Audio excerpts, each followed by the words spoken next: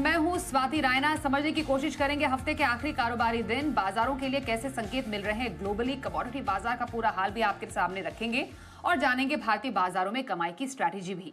शुरुआत कर लेते हैं ग्लोबल बाजारों के एक अपडेट के साथ। नेहा हमारे साथ है पूरी जानकारी लेकर। Neha, good morning.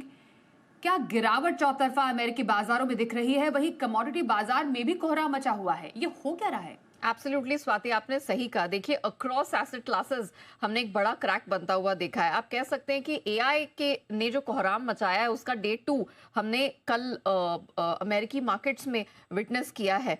चौतरफा गिरावट यहां पर देखने को मिली और सभी बड़े इंडिसेस जो अमेरिका के हैं वहां पर गिरावट देखने को मिली है। डाउ जोन्स दिन की ऊंचाई से 1000 अंक गंवाकर बंद हुआ है। हमने इसे ऑलमोस्ट 4 ट्रेडिंग सेशन 50,000 ऊपर ट्रेड करने के बाद 4 ट्रेडिंग सेशंस के बाद 50,000 के नीचे जाते हुए देखा है। एक हफ्ते के निचले स्तर पर अधिकतर इंडिसेस यहां पर कारोबार करते हुए नजर आए हैं। S&P दिन के ऊपरी स्तर से ये भी 141 अंक फिसल कर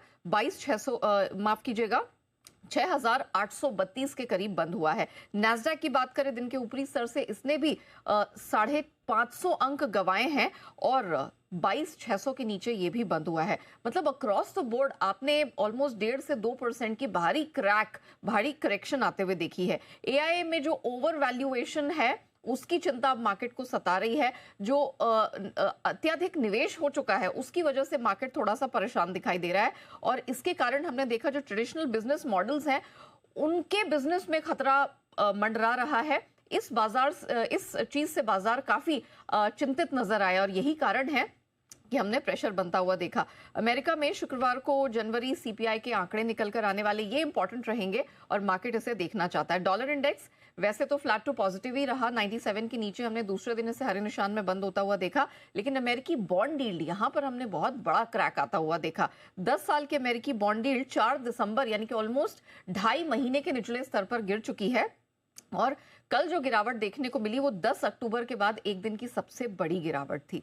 अच्छा, इंटरेस्टिंग बात यह है स्वाति कि इतने बड़े बॉन्ड यील्ड में क्रैक के बावजूद भी हमने देखा सोने, चांदी, मेटल मार्केट में बहुत बड़ी गिरावट देखने को मिली है। प्रेशियस मेटल्स एक हफ्ते के निचले स्तर पर चले गए, लेकिन हमने $156 की भारी भरकम गिरावट यहां पर देखी। 4,950 के पास ये बंद हुआ। चांदी 11% लुढ़कती हुई नजर आई है। जो 30 जनवरी को एक ऐतिहासिक गिरावट सोने चांदी में दिखी थी, उसके बाद एक ये बड़ी गिरावट फिर से देखने को मिली है चांदी में। कच्चे तेल की बात करें तो कल इंटरनेशनल एनर्जी एजेंसी की मंथली रिपोर्ट आई जिसमें उन्होंने इस बात का जिक्र किया है कि पिछले साल हमने मार्केट में ओवर सप्लाई की स्थिति देखी थी। इस साल भी 37 लाख बैरल प्रतिदिन का सरप्लस रहेगा और डिमांड ग्लोबल मार्केट में तेल की थोड़ी सी घटती नजर आएगी। इस वजह से हमने कच्चे तेल में 2.5-3% की बड़ी गिरावट बनते हुए देखी। बेस मेटल्स की भी चमक गायब होती दिखाई दी। LME कॉपर 0.3% गिरा है। जिंक निकेल में हमने 1.5 से 4% की बड़ी गिरावट देखी। ग्लोबल रॉ शुगर वायदा तीसरे दिन गिरा है और 5.5 साल के निचले स्तर पर है। ऐसे देखा जाए तो डॉलर इंडेक्स भी कोई बहुत मजबूत नहीं हुआ, लेकिन बाकी एसेट क्लासेस में जो गिरावट दिखी उसके बाद सोने, चांदी, मेटल्स में भी हमने भारी भरकम लिक्विडिटी आते हुए देखी है। जी, तो ये रहा पूरा ग्लोबल और कमोडिटी बाजार का हाल। धन्यवाद करेंगे नेहा इस पूरे अपडेट के लिए आपका। आइए जरा समझ लेते हैं तमाम संकेतों को जोड़कर अब भारतीय बाजारों में